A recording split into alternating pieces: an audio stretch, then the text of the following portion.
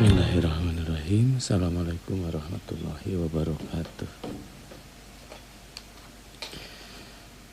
Alhamdulillahilladzi fadalana ala katsirin min ibadihil mu'minin. Asyhadu an la ilaha illallah wahdahu la syarikalah wa asyhadu anna Muhammadan abduhu wa rasuluh. Allahumma shalli ala sayyidina Muhammad wa ala alihi wa sahbihi ajmain. Amma ba'du, bayayal hadirun, usikum bayaya bitaqwallah faqad fazal muttaqun. Hadirin kaum muslimin, sahabat penasihat yang dirahmati Allah Subhanahu wa taala. Pertama-tama marilah kita panjatkan puji dan rasa syukur kita kepada Allah Subhanahu wa taala. Alhamdulillah pada kesempatan pagi hari ini saya kembali bisa menemani sahabat semua di 102,3 Rase FM Jalan Setiabudi 19 di acara Embun Pagi, mengawali hari dengan inspirasi dan ilmu. Nomor kontak 0812-110-23 atau 081394-248409 atau 0812-210-23. Setiap hari Rabu dan Sabtu saya menemani sahabat semua dari jam 5 sampai jam 6. Dan hari ini saya ditemani bersama Kang Wahyu. Alhamdulillah. Apa kabar semuanya? Mudah-mudahan hari ini hari yang paling baik, penuh dengan keutamaan, penuh dengan kebaikan, penuh dengan keutamaan, kebaikan dan kenikmatan tentunya. Dan mudah-mudahan itu semua menjadikan kita semakin piawai, semakin lengkap dalam melaksanakan seluruh titah perintah Allah Subhanahu wa taala. Dan yang paling penting, mudah-mudahan kita semua tergolong orang-orang yang bersyukur dan mendapatkan karunia fid dunya wal akhirah. Amin ya rabbal alamin. Apa kabar semuanya? Mudah-mudahan pada pagi hari ini semuanya dalam keadaan sehat wal afiat. Bagi yang tengah dan sedang sakit, mudah-mudahan segera sembuh seperti sedia kala, bisa kembali melaksanakan aktivitas dan tugas rutinitasnya. Allahumma rabban nas adhibil ba'sya asbi anta syafi la syifa ila syifa buka syifa la yugadiru saqama. Kemudian bagi saudara sahabat yang kebetulan hari ini tengah menghadapi satu dan lain hal yang dianggap sulit, problem, masalah, berat, ringan, ataupun yang lainnya, mudah-mudahan Allah senantiasa memberikan jalan keluar dan jalan kemudahan. Allahumma yassir wa la tu'assir, Rabbi tamim bi khair. Apa kabar semuanya? Mudah-mudahan pada pagi hari ini senantiasa dalam lindungan dan ampunan Allah Subhanahu wa taala. Selanjutnya salawat serta salam semoga tetap tercurah limpah kepada junjungan alam Kangjeng Nabi Muhammad sallallahu alaihi wasallam, kepada keluarganya, kepada para sahabatnya, kepada tabi'innya hingga hari akhir nanti, dan mudah-mudahan kita semua termasuk umat di dalamnya. Bapak Ibu sahabat yang dirahmati Allah Subhanahu wa taala, sebentar lagi, beberapa minggu ke depan, kaum muslimin pada umumnya, umat Islam pada khususnya, akan kembali merayakan suatu peristiwa besar dalam sejarah peradaban manusia yang jadi titik kehidupan. Apa itu kalau bukan Hari Raya Idul Kurban? Hari Raya Idul Kurban sebentar lagi kita akan melaksanakannya. Insya Allah Bapak Ibu sahabat semua, mudah-mudahan Allah takdirkan menjadi keluarga yang pada waktunya bisa diberikan keleluasaan rezeki, kelapangan harta, untuk kemudian bisa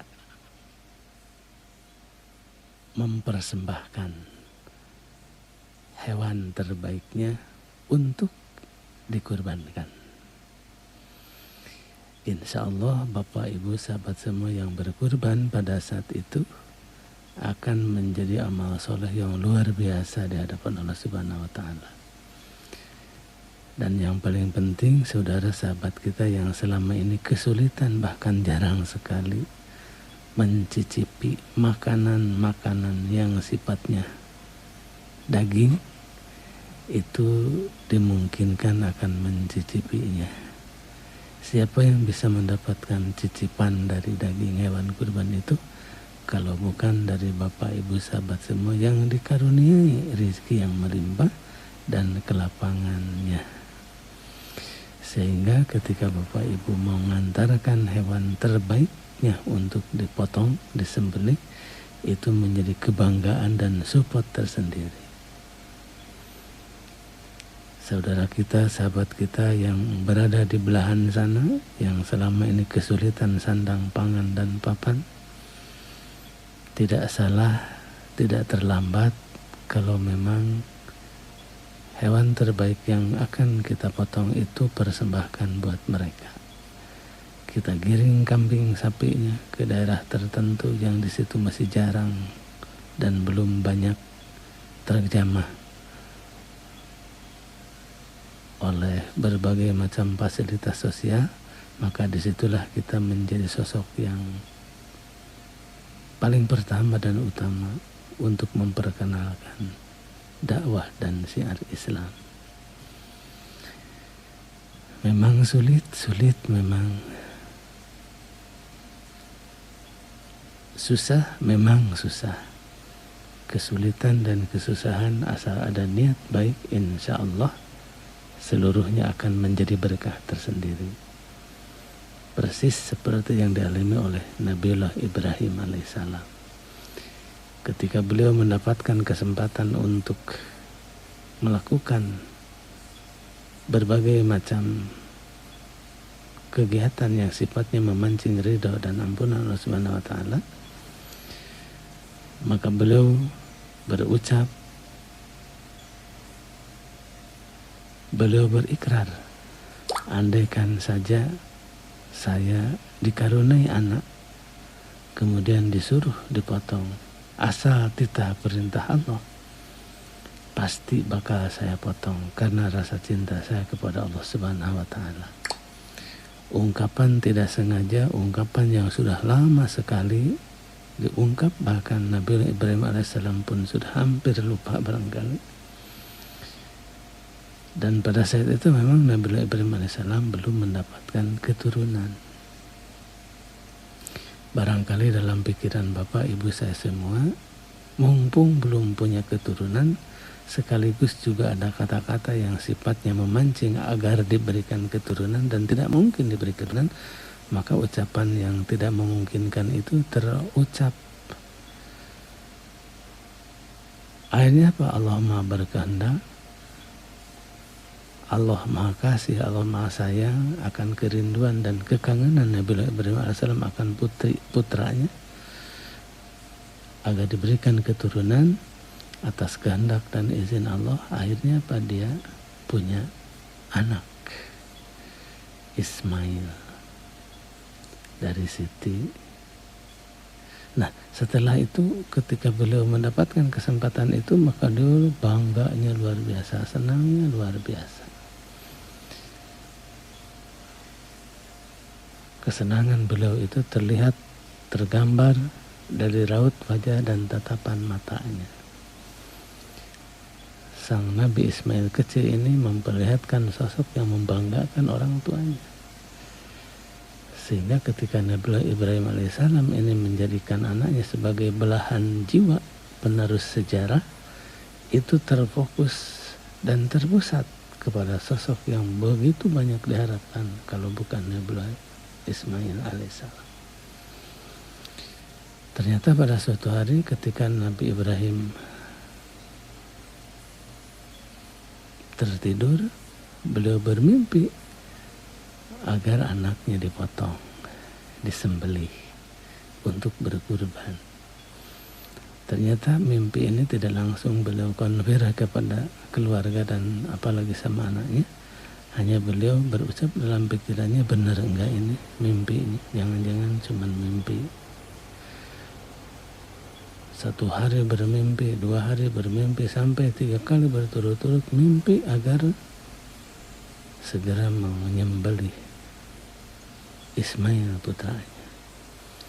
Dikasih tahu sama Ismail, bapak tengimben itu ya kerah motong mana, ternyata aku macing pandangan kamu menurut kamu atas mimpi bapak ini. Ismail kecil waktu itu bilang, wahai Allah, wahai ayah, jika ini memang perintah Allah dan betul-betul perintah Allah, laksanakan saja. Pasti di balik itu ada hikmah dan pelajaran buat kita. Mau, mangga, siap. Anak yang soleh mau dipotong, terkomplain panai urang manitah budak oge kuat kalah resenya. Pangambil kan iya kalah kak capek nyuruh gitu kan. Nabiullah Ismail malah justru silahkan aja ayah, kalau memang ini perintah Allah saya siap setia, sami'na wa ata'na, pasti di belakang ini ada hikmah yang luar biasa. Siap kata Ismail. Kan kalau kita mungkin anak sekarang itu wah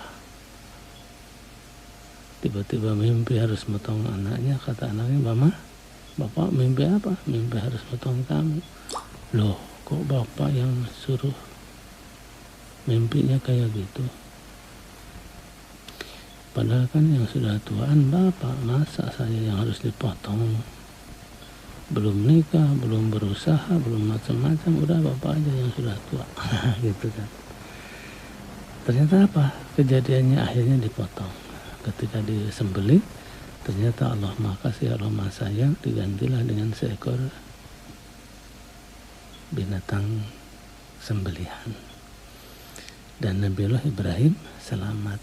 Ternyata apa? Itu hanyalah sebagai ujian kepada keimanan, ketentraman, dan keistiqomahan Nabiullah Ibrahim alaihissalam atas cinta dan taatnya kepada Sang Pencipta Allah Subhanahu wa Ta'ala.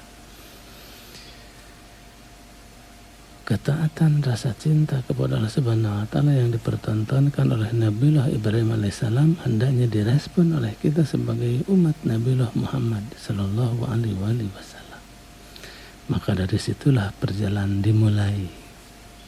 Sunnah Nabiullah Ibrahim, menghidupkan sunnah Nabiullah Ibrahim, artinya mendekatkan diri kita kepada Allah Subhanahu wa Ta'ala melalui berbagai macam cara. Satu di antaranya adalah upacara Idul Kurban. Fasholli li rabbika wanhar, maka salatlah dan berkurbanlah. Artinya beres salat itu harus banyak berkurban. Beres salat subuh, korbankan rasa ngantuk kita, bikin aktivitas ba'da subuh itu dengan kegiatan dan aktivitas yang bernilai produktif. Berkurban bukan berkurban. Berkurban dari apa? Berkurban dari menghalau rasa ngantuk dan malas. Jangankan beraktivitas, jangankan melakukan satu dan lain hal, bangun subuhnya aja untuk kalangan tertentu. Mudah-mudahan saya Bapak, Ibu, sahabat semua tidak seperti itu kesulitannya luar biasa dan beratnya luar biasa. Tapi ini perintah, fasholli, maka salatlah, wanhar, dan setelah salat kau berkurban. Tiap salat, setiap ba'da salat harus berkurban. Habis salat duhur berkurban untuk apa? Untuk satu dan lain hal yang sifatnya produktif dan menyelamatkan diri, keluarga, bangsa, agama, dan negara. Apa yang harus dikorbankan setelah ba'da duhur? Ya, kita makan siang, makan bersama, kemudian lakukan ini, aktivitas itu, yang sifatnya menentukan kebijakan dan para pengambil kebijakan bisa dilakukan pada waktu setelah sholat duhur ataupun sholat asar. Berkurban setelah sholat asar apa? Menyimpulkan berbagai macam kegiatan yang dari pagi sampai petang telah dan terus dilaksanakan. Beres sholat asar, masuk sholat maghrib, berkurban lagi, kita evaluasi, kita rencanakan, kita monitoring. Untuk apa? Agar kegiatan pagi hari, siang hari, dan jelang sore hari itu dalam keadaan lancar dan tidak banyak persoalan.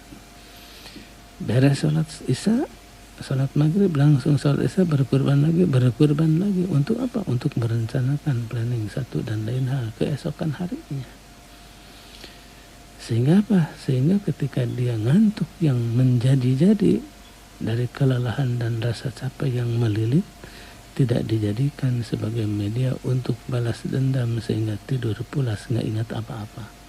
Malah justru dia jadikan sebagai kesempatan untuk berkurban, merancang, merumuskan, sekaligus menginspirasikan berikutnya agar hari-hari selanjutnya menjadi hari-hari yang terbaik yang ia lalui. Terus sampai sholat isya jelang sholat subuh. Setelah sholat subuh terus begitu, maka setelah sholat Idul Adha apa yang harus kita lakukan? Berkurban lagi. Apa yang harus dikurbankan? Tidak lain dan tidak bukan menyembelih hewan kurban. Banyak kisah yang menjadikan kita terperangah di antara saudara dan sahabat kita gara-gara semangat mau berkurban. Dalam berbagai macam media sosial kita temukan seorang ibu yang sedikit sudah renta, seorang pengumpul barang rongsokan, botol-botol mineral, botol-botol yang sudah tidak dipakai, dia kumpulkan, dia koleksikan, kemudian dia jual. Ternyata dari hasil penjualan barang-barang bekas yang tidak bernilai menurut sebagian orang, itu mampu mengumpulkan dan meraup keuntungan 10 juta untuk kemudian uang dari itu semua dia persembahkan untuk berkurban tahun ini. Kok bisa? Memang semangatnya luar biasa. Kok sanggup? Memang pantang menyerah. Dia bersifat banting tulang peras keringat. Siapa itu? Tukang rongsokan. Terus bagaimana kita? Kita bukan ditakdirkan menjadi tukang rongsokan. Orang tukang rongsokan saja sanggup bisa berkurban, masa iya kita tidak mau? Makanya Nabi bilang, amalan yang paling utama di hari raya Idul Kurban yang dilakukan oleh seorang muslim adalah mengalirkan darah. Artinya apa? Memotong hewan kurban. Bahwa saf yang terbaik ketika kaum muslimin melakukan sholat adalah saf yang paling depan. Kenapa? Karena saf paling depan itu diibaratkannya sebagai orang yang bakal mendapatkan pahala seekor unta. Unta yang mana? Tentu unta yang paling bagus, paling baik, paling mahal. Saf terdepan, betul, saf terdepan itu paling utama bagi kaum muslimin yang akan melakukan sholat. Sama, perbuatan yang paling utama ketika hari raya Idul Kurban adalah mengalirkan darah. Artinya kaum muslimin tidak ada kesempatan kecuali menggiring hewan terbaiknya untuk kemudian dipotong atau dikurbankan dan dipersembahkan buat saudara dan sahabat kita yang kurang beruntung. Andaikan saf terdepan itu dijadikan pahala untuk mendapatkan mobil Fortuner umpamanya, silahkan saf terdepan saya kasih mobil Fortuner, sholat subuh, asar, maghrib, dan isya. Sigana paheula-heula. Apa? Karena dia tergiur dengan keutamaan sholat terdepan, maka mendapatkan bonus kendaraan mewah. Saf kedua apa? Saf kedua bakal dikasih Pajero. Saf ketiga apa? Saf ketiga bakal dikasih Innova. Saf keempat apa? Akan dikasih Ras. terus sampai sab terakhir bakal dikasih mobil yang bernilai di atas 100 juta. Semangat nggak? Semangat. Kenapa semangat? Pahala anak ketinggali. Ketinggali kenapa? Mobil di depan. Nah, Rasul bilang andaikan kaum muslimin tahu tentang keutamaan sholat berjamaah, baik subuh, isya, maghrib, asar, dan zuhur, dia bakal berangkat menempuh perjalanan ke masjid sekalipun sampai terseok-seok. Kenapa? Karena keutamaannya itu luar biasa. Sujud terakhir adalah kesempatan emas untuk memanjatkan satu dan permohonan lain, karena di sujud tersebut pahala dan mustajabnya luar biasa. Artinya kaum muslimin pada saat sujud terakhir di waktu dia melaksanakan salat, jangan tergesa-gesa angkat kepala, karena disitulah berjatuhan noda dan dosa kita, maka disitulah pahala dan permohonan kita dikabulkan Allah Subhanahu wa Ta'ala. Andaikan tahu, dia bakal memperlama sujud terakhirnya. Andaikan tahu, dia bakal berulang untuk melamakan sujudnya, karena melalui sujud itulah noda dan dosa kita dimaafkan Allah Subhanahu wa Ta'ala.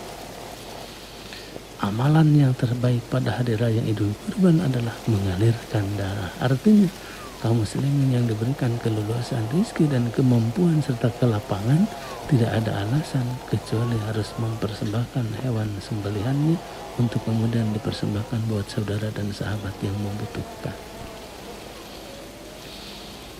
Lain orang pan lain, kurban doma, ayo-oyong daging sapi.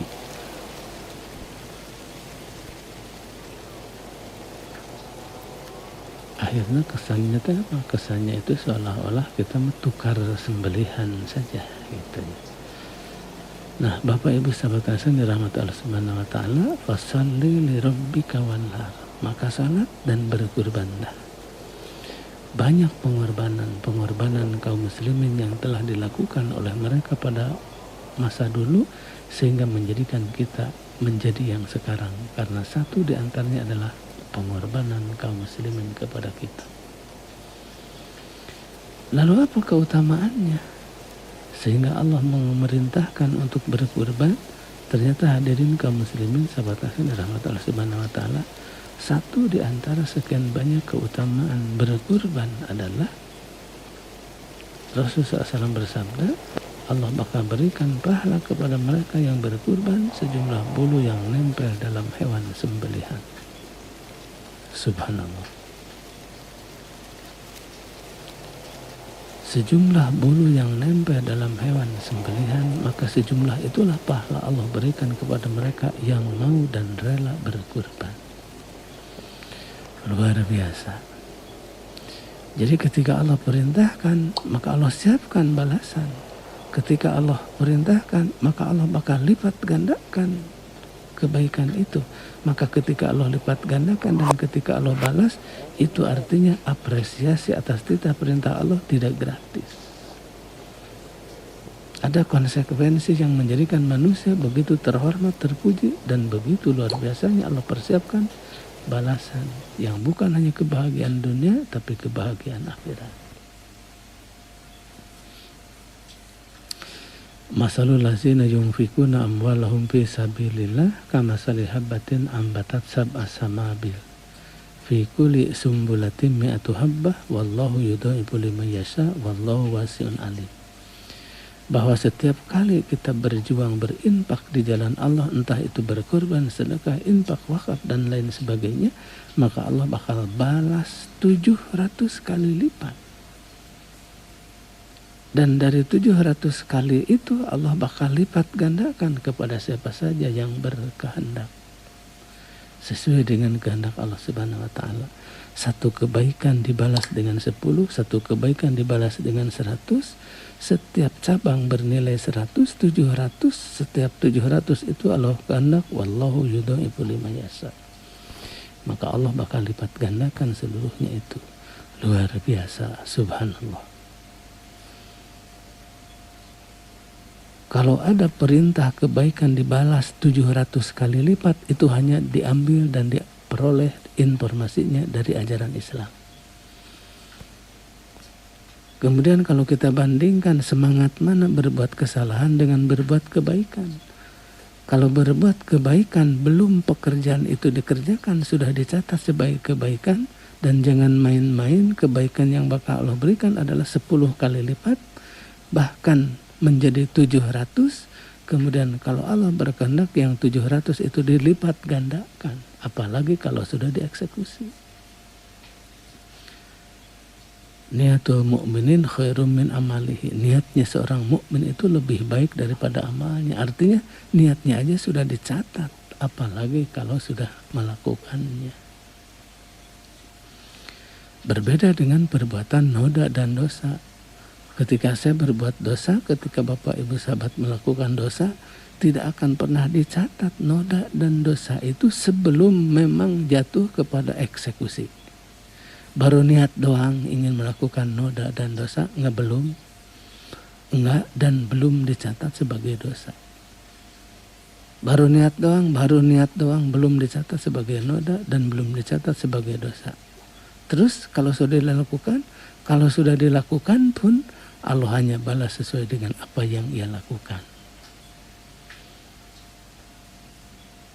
Dan berbeda dengan perbuatan baik. Ketika niat baik itu kita lakukan, maka Allah sudah catat menjadi sebuah kebaikan, 10 kebaikan. Menjadi 700 kebaikan, dilipat gandakan. Kalau kita lihat perbuatan baik dengan perbuatan jelek, semangat mana melakukannya? Tentu semangat berbuat kebajikan. Hanya Islam yang bisa memberikan stimulus seperti ini. Hanya Islam yang bisa menggambarkan bahwa pahala dan keutamaan kebaikan itu tidak main-main di hadapan Allah Subhanahu wa Ta'ala.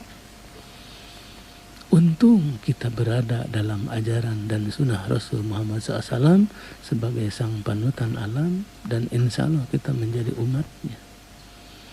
Untung Islam diturunkan Allah Subhanahu wa Ta'ala sehingga setiap kebaikan tidak mubazir, bahkan dilipat gandakan pahalanya. Untung kita beragamakan sang Nabiullah Muhammad SAW sehingga setiap kebaikan dibalas berlipat ganda, setiap kesalahan sesuai dengan kesalahannya masing-masing. Pasholli li rabbika wanhar, sejumlah bulu yang nempel dalam hewan sembelihan. Soku bapakku ibu dietang.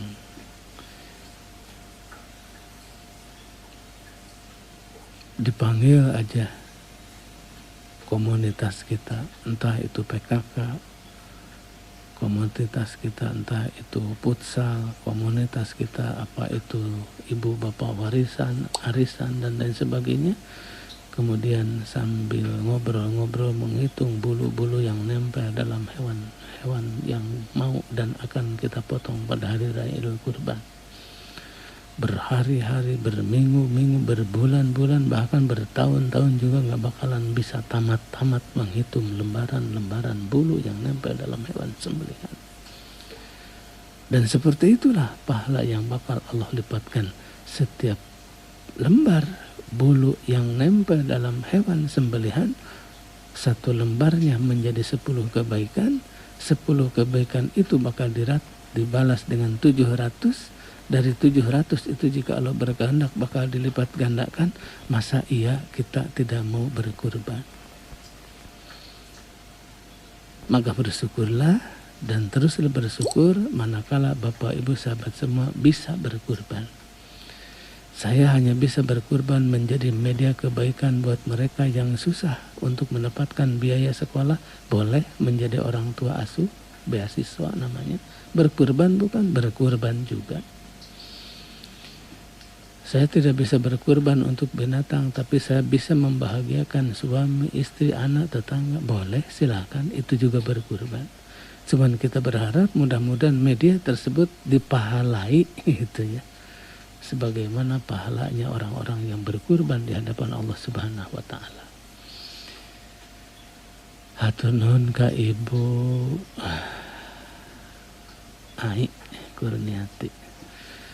nuju ngupingkeun Pak Ustad. Hatur nuhun, mudah-mudahan Ibu Aisyah Dayana sekeluarga putra putri putu cing dipasihan kelapangan dan kelancaran serta keberkahan rezeki, sehingga masih pada waktunya dipasihan kesempatan untuk bisa berkurban. Amin ya rabbal alamin. Hatur nuhun oge ka Ibu Lia, mangga curhatanana ku abdi tos diaos tos diwaler oge. Mudah-mudahan we sadayana kompak dina waktosna tiasa menggiring satu ekor sapi atas nama kelas Aisyah atau kelas Siti Khadijah. Berkurban 1 ekor sapi, 15 ekor kambing, mangga silahkan. Anu penting punya kesempatan dan punya niat baik, insya Allah pada saatnya Allah berikan kelapangan. Atur nuhun oge ka Ibu Rey Opis Siti bojona Kang Yayan manteng salamina manteng wae. Atur nuhun ka Bapak Ibu nu aya di komunitas Posdam, Kang Didi Nasruddin anu aya di Cicendo, Ketua MUI. Atur nuhun, terus berjuang dan orang berjuang terus untuk satu dan lain hal tentunya sesuai dengan latar belakang masing-masing. Hatur nuhun abdi kanggo Bapak Ibu anu aya di GMM ka Pak Haji Ara. Hatur nuhun ka Ibu Kesos di Cicendo. Hatur nuhun manteng Pak Ustad, alhamdulillah. Oge hatur nuhun abdi ka Bapak Ibu anu aya di wewengkon daerah Rancakalong, Pak anggota dewan. Hatur nuhun manteng abdi mada ka Pak Lurah sareng Ibu Lurah Husein, ka Pak Lurah sareng ka Ibu Lurah Pamoyanan, ka Pak Lurah sareng ka Ibu Lurah Pasir Kaliki, ka Pak Lurah sareng ka Ibu Lurah Sukaraja, sareng ka Pak Camat. Mugia sadayana aya dina panangtayungan Allah Subhanahu wa taala. Amin ya rabbal alamin. Salajengna hatur nuhun abdi kanggo Ibu Ehat, mudah-mudahan salamina aya dina kabarokahan. Hatur nuhun oge abdi kanggo Ibu Rahmi, sambil nasi goreng buat suami Pak Ustad saya dengerin. Iya, mangga wilujeng, mudah-mudahan segala sesuatunya menjadikan berkah tersendiri di hadapan Allah Subhanahu wa taala. Hatur nuhun itu terang namina munghoyong dibantosan kanggo satu dan lain hal. Iya, bagi Bapak Ibu yang membutuhkan sapi atau hewan kurban yang terbaik, tentunya sapi atau hewan kurbannya, mangga tiasa menghubungi Kang Taufik. Sapi yang dijual dihitung berdasarkan bobot hidup, yakni 66.000 per kilonya, sehingga dihitung pas berdasarkan timbangan, bukan berdasarkan perakiraan. Tiasa menghubungi 081-394-73-3937 anu peryogi sapi terbaiknya, hewan terbaiknya, hewan sembelihan terbaiknya, mangga tiasa menghubungi Kang Taufik di 081-394-73-3937. Insya Allah moal nguciwakeun gitu ya. Terus anu kadua hatur nuhun oge ka Pak Kapolsek, bilih peryogi kendaraan baik mobil maupun motor second ataupun bekas ataupun baru, tiasa merapat di bungsu motor jalan sari manis, harga terjangkau mangga. Oge nu kadua, bilih Bapak Ibu peryogi kendaraan motor bekas mokas aya di Jalan Cikutra Piona Motor. Kualitas dan garansi dijamin.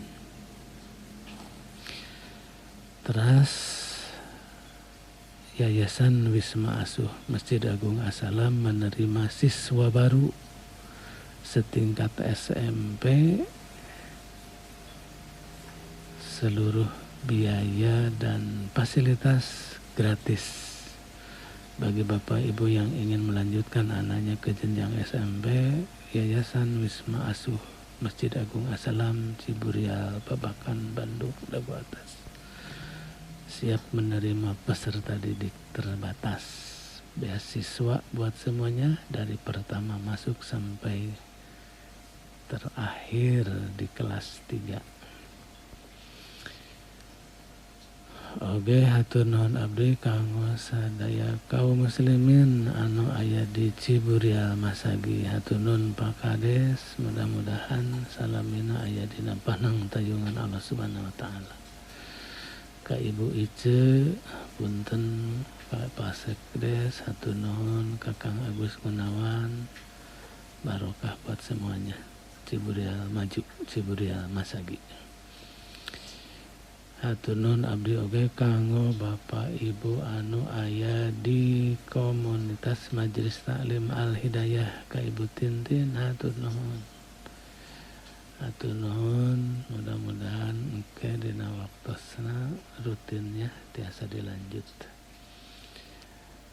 Kakang Agus punten, ada kesempatan buat Bapak Ibu yang punya putra putrinya usia PAUD, Masjid PAUD Al-Fatah menerima siswa baru tahun ajaran 2020. Jalan Gunung Batu RT 01 RW 09 Kelurahan Sukaraja. Biaya terjangkau oleh semua kalangan dengan moto anak ceria orang tua bahagia. Hatur nuhun, mangga terus dilaksanakan. Salajengna hatur nuhun abdi oge kanggo warung Cikur di daerah Dago Pakar Kakang Aceng. Mudah-mudahan warung Cikurnya menjadi warung dambaan anak-anak milenial. Hatur nuhun Kang Aceng, manteng wae abdi mah Pak ya. Kapa DKM di Bank Indonesia Naripan, hatur nuhun, manteng abdi oge sami, hatur nuhun. Oge kapa haji anu aya di Bumi Putra Pak Sobarna, manteng oge Pak abdi, iya hatur nuhun. Kemudian Kakang Rian BSM aya Gade Emas saurna teh mangga tiasa kontak ka anjeunna di BSM Jalan Dago. Terus hatur nuhun abdi oge ka Bapak Ibu anu aya di komunitas alumni Al-Falah. Hatur nuhun buat semua komunitas yang ada di alumni Al-Falah, Kakang Ajat, Kateh Wiwi, Kang Sutisna, sareng Kang Rian Hidayat. Bapak Ibu sahabat nasan dirahmati Allah Subhanahu wa taala. Yang kedua, kata Nabi, keutamaan berkurban itu ketika Bapak Ibu berkurban kemudian disembelih sebelum darahnya jatuh ke tanah, itu sudah nyampe ke hadrat Allah Subhanahu wa taala. Makanya di situ ijab kabulnya jelas, transaksinya jelas bahwa yang berkurban tahun ini adalah Fulan bin Fulan. Maka ketika itu dieksekusi, bismillah Allahu Akbar, sebelum jatuh ke tanah, darah hewan sembelihan itu sudah nyampe kepada Allah Subhanahu wa taala. Makanya bagi Bapak Ibu sahabat semua yang akan dan mau berkurban tahun ini, kalau ada waktu dan kesempatan, lebih baik hadir dan kita dengarkan ijab kabul yang dibacakan oleh sang eksekutor. Bismillah Allahu Akbar, kurbannya atas nama Pak Ahmad bin Suparno. Allahu Akbar. Nah pada saat itu mustajabnya luar biasa, antara rentan waktu darah jatuh ke tanah, maka berkurban di situ kita menjadikan punya kesempatan untuk memohon dan meminta kepada Allah. Afdalul ibadah ad-du'a, seutama-utama ibadah itu adalah berdoa. Kapan? Pada saat kita menyembelih hewan kurban. Fasalli li rabbika wanhar, maka salatlah dan berkurbanlah. Kemudian yang kedua, kata Nabi, barang siapa yang diberikan kelapangan rizki, keleluasaan rizki untuk berkurban, kemudian pada waktunya tidak mau berkurban, pala musallana, kata Nabi, lebih baik jangan mendekati tempat sholat kami. Artinya apa? Rasul memberikan warning kepada mereka yang mempunyai kelapangan rizki tapi menditna luar biasa. Jadi bersyukurlah ketika Bapak Ibu sahabat semua masih punya kesempatan, dan kesempatan itu dimaksimalkan di tepat harinya, yaitu hari raya Idul Kurban. Saya tidak punya kambing, saya tidak punya sapi, saya cuma punya tenaga dan golok yang tajam. Boleh Bapak Ibu berkurban melalui tenaga dan golok yang tajam. Potongan-potongan daging hewan kurban yang sama ibu dipotong, sama bapak dipotong, bahkan didistribusikan, mudah-mudahan aja itu menjadi media berkurbannya kita di hadapan Allah Subhanahu wa Ta'ala. Sehingga apa? Sehingga pahala sejumlah bulu yang nempel dalam hewan sembelihan itu tidak menjadi milik orang lain, tapi juga kita kecipratan. Melalui apa? Melalui dedikasi dan loyalitas kita untuk kelancaran pendistribusian hewan daging kurban yang telah dipotong kepada mereka yang membutuhkan. Apalagi kalau Bapak Ibu yang mempunyai kelapangan rezeki menggiring sapi terbaiknya, kambing terbaiknya.